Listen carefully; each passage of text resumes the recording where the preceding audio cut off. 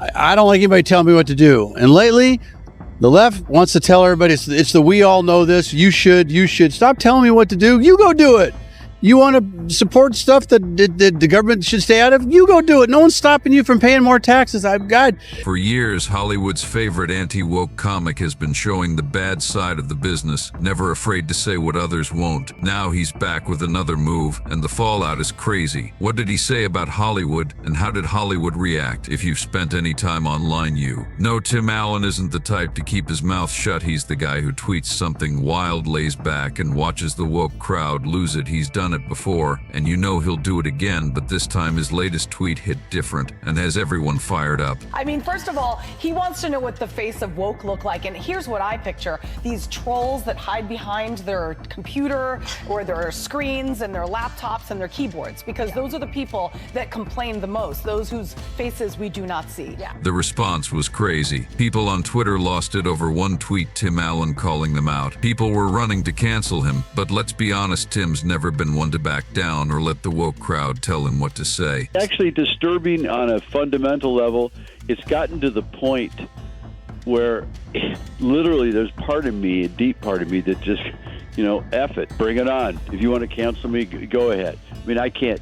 But that's not the only thing that's making Hollywood woke. Tim has been poking the bear for years, and he's pretty good at it. Take his trip to Disneyland as an example. I'm not a toy. You are a toy. Oh. He heard a 13-year-old kid asking him if he was pansexual because he liked Skillet's famous songs while he was enjoying the park. As predicted, the woke crowd criticized him right away, calling him insensitive. But here's the truth: Hollywood hates Tim Allen because he's not afraid to ask the questions they'd rather not. So why does he keep bothering them? Do you still like him? Do you still enjoy stand-up, my friend, as much as you did in the early days? There's moments that it's more. It reminds me of my anarchist background. They've done everything they could to get rid of him, but Tim doesn't follow Hollywood's rules. If you don't remember, a BC got rid of one of their most popular shows, Last Man Standing. Let's talk about Last Man Standing. Congrats on this. No, thanks very much. I watched it when it was on ABC. Right. And then all of a sudden it wasn't on ABC. Tell the 300 of the crew and everybody the same thing. We're all going, this is the best show I've ever been on. What? We're off the air. We all thought we were at the top of their game at ABC. Who knows how networks work? I don't know, but it was dropped. It was only second to Modern Family, but they quickly canceled it because Tim Allen tried to play a likable conservative on mainstream TV. Who's ready in 10? Hey, come out here. Touch anything. Right, and I don't like gum in there too, but all right, when we're driving around, what do other people do when they see us? They do this. You know why they do that? This truck is older than you, but it's a classic, and people realize it's a classic. And you're a classic too. How flattering. I'm an old truck. That's not okay in Hollywood, and Tim himself said that there's nothing more dangerous than a funny, likable conservative these days. You went to the presidential inauguration, right? I was invited by, we did a VIP thing for the vets and went to the Veterans Ball, and so I went to go see Democrats and Republicans. Yeah, I went to the inauguration. I'm not attacking you. You get in this town. I'm not kidding. You got to be real careful around here. You get beat up. If you don't believe what everybody believes, this is like 30s Germany. I don't know what happened. If you're not part of the group, you know what we believe is right. I go, well, I might have a problem with that. I'm a comedian. I like going on both sides. Yeah. This government does stuff big. I've never been to anything like that. Tim didn't even try to hide it. His politics were clearly the issue, but instead of backing down, he called it out. Here's where it gets interesting, though. A BC might have canned him, but Fox stepped in and picked up Last Man Standing, giving him a new platform to reach his audience. So while a BC tried to make an example out of him, Tim ended up winning. Hey everybody, welcome to season 7 of Planet. All right, here we go. Go, quietly, folks. All right, here we go from the top. Then there's his new show, The Santa Claus, is on Disney+. The fact that Disney brought him back shows they know Tim isn't going anywhere. They may try to censor him, but they also know he's got a loyal fan base Hollywood can't ignore. Usher in Christmas for us, then this guy. For nearly 30 years, Tim Allen has become synonymous with Santa Claus. I'm in big trouble. After starring in the 1994 classic film, Merry Christmas to all. And to all a good Now things really up in the Santa Claus as Tim's character made a small joke about saying Merry Christmas only to learn it's suddenly a problem. One joke and the woke Twitterverse burst. Some called it offensive, others said it was politically divisive. But let's be real, it's the Santa Claus's Christmas show. A joke about Christmas should be the least surprising thing. Peyton's on the show, but I'm dressed as Santa Claus. So he's doing the same look to me. He's going, oh, look at you. And I go, no, man, I'm a fan. But I'm under 7 feet of makeup. And I was like a kid.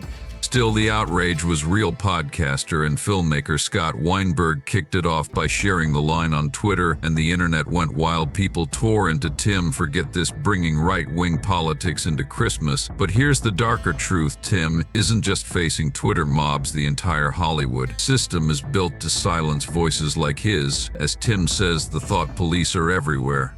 You know, and then what I got to do sometimes is explain, which I hate in big arenas, that this is a thought police thing, and I do not like it. But when I use these words, this is my intent behind those words. Yeah. Tim's spoken out about how political correctness has totally changed comedy, making it nearly difficult for comedians to take risks. He's not afraid to admit how this affects him either. Tim grew up in comedy, inspired by legends like Richard Pryor and Lenny Bruce, comedians who pushed limits and weren't afraid to make people uncomfortable.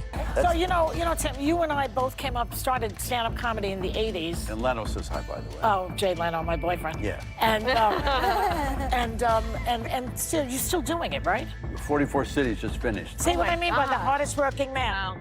But now every joke is picked apart, every word analyzed. For comics like Tim, it's a nightmare. He even joked on The View that he'd probably get canceled just for using words he heard growing up from his own parents. Do use some provocative words, but I tell them it's words I really got from my parents. Yeah. You know, they said this stuff, and we talked about it. I can't even say it here. I can't even point to it. Yeah. It is an alarming thing for comedians, but my act has really been about family and kids and growing up anyway. But I was going to say, if I do some stuff.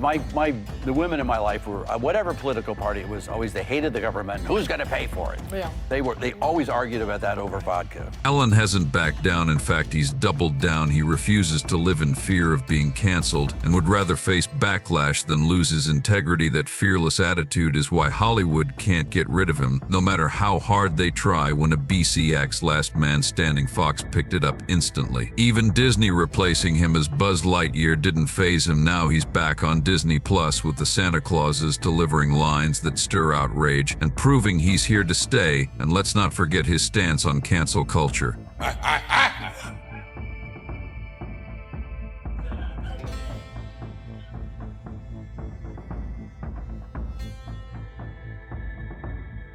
Tim Allen refuses to give in to cancel culture. In one interview, he said he gets the pressure but won't change his comedy just to make people happy. He compared cancel culture to high school, where everyone's ready to attack you over the smallest thing, calling it ridiculous. He even joked that people might cancel him for using words his parents used. Cancel culture has left comedians scared to tell jokes, but not Tim. He keeps going no matter the angry mobs blacklisting or Hollywood trying to shut him up. Tim Allen's determination has made him impossible to cancel by staying true to who he is, proven Hollywood wrong and beaten them at their own game. So what do you think is culture overreacting to Tim Allen, or does he deserve the heat he's getting? Let us know in the comments, and don't forget to like and subscribe to our channel for more future shows. If you like this video, I'm sure you will like this one too.